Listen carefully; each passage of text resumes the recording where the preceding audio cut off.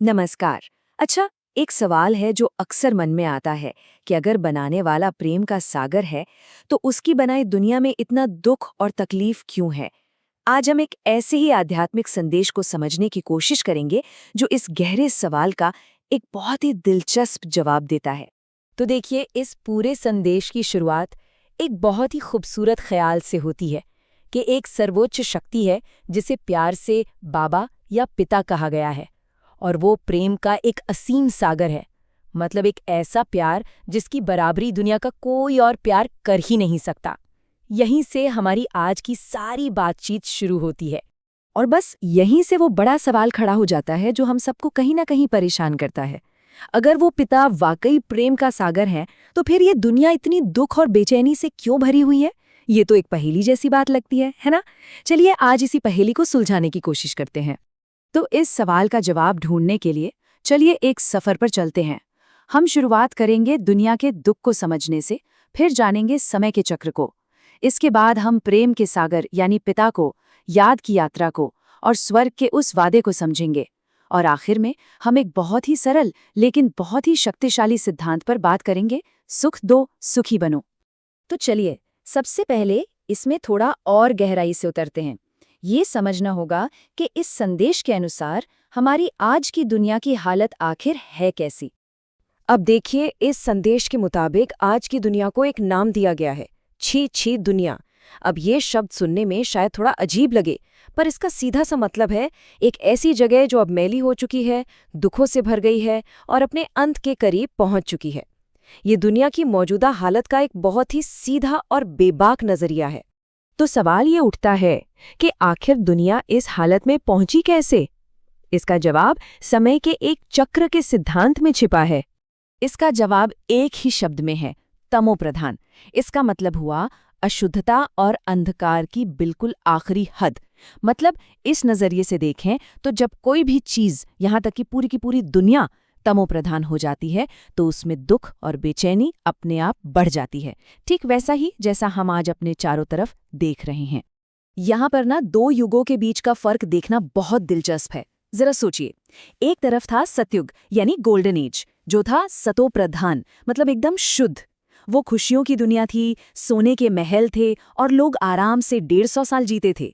और अब देखिए दूसरी तरफ, आज का कलयुग, जो है तमोप्रधान, दुखों की दुनिया, जहां बीमारी, तकलीफ, ये सब आम बात है। मतलब दोनों तस्वीरें एक दूसरे से बिल्कुल ही अलग हैं।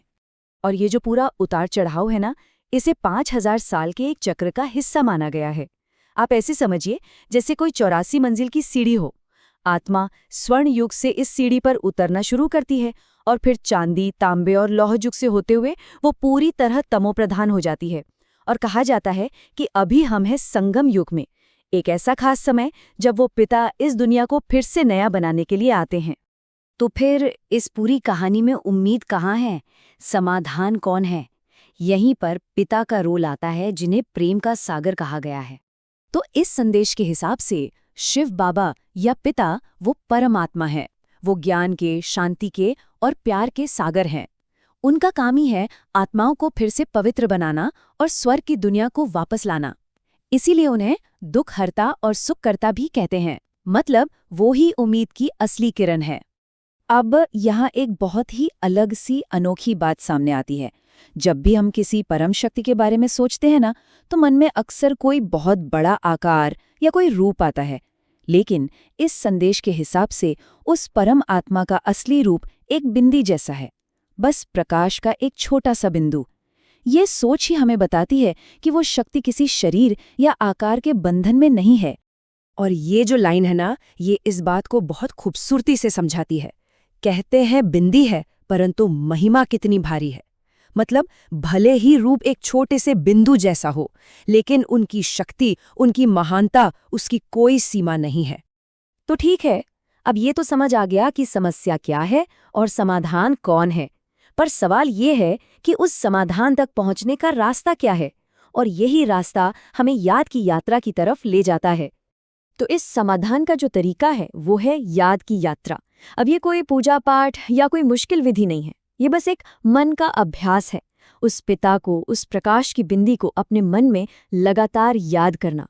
माना ये जाता है कि ये याद एक पावरफुल क्लीनर की तरह काम करती है, जो आत्मा पर जन्मों जन्मों से जमी मैल को धीरे धीरे साफ कर देती है। और ये जो ज्ञान मार्ग है ना, इसे भक्ति मार्ग से बहुत अलग बताया गया है। भक्ति मार्ग में क्या होता है? हम आशीर्वाद मांगते हैं, दया मांगते हैं, तीर्थ करते हैं, पूजा पाठ करते हैं।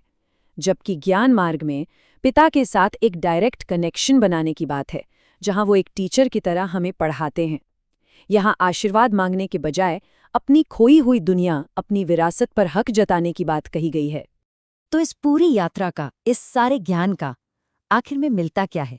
वो है स्वर्ग का वादा, एक ऐसी दुनिया जहां दुख का नामो निशान भी न हो। तो ये वादा है कैसा?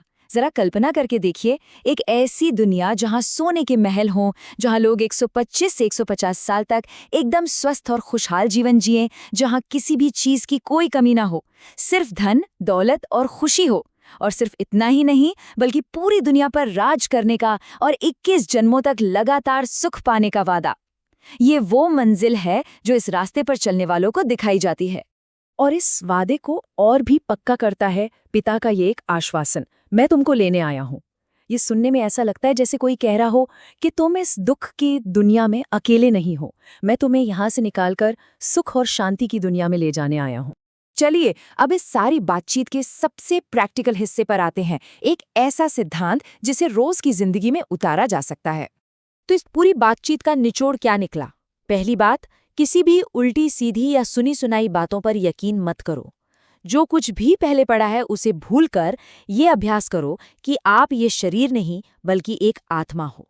और दूसरी बहुत जरूरी बात, सिर्फ आशीर्वाद के भरोसे मत बैठो, खुद को पवित्र बनाओ, हर कदम पर पिता के दिखाए रास्ते पर चलो और कोशिश करो कि आपकी वजह से किसी को भी दुख न पहुंचे। क्योंकि नियम बहुत सीधा है, जो सुख देगा उसे ही सुख मिलेगा। और इस शांति के संदेश के साथ ही हम आज की ये चर्चा समाप्त करते हैं। ओम शांति।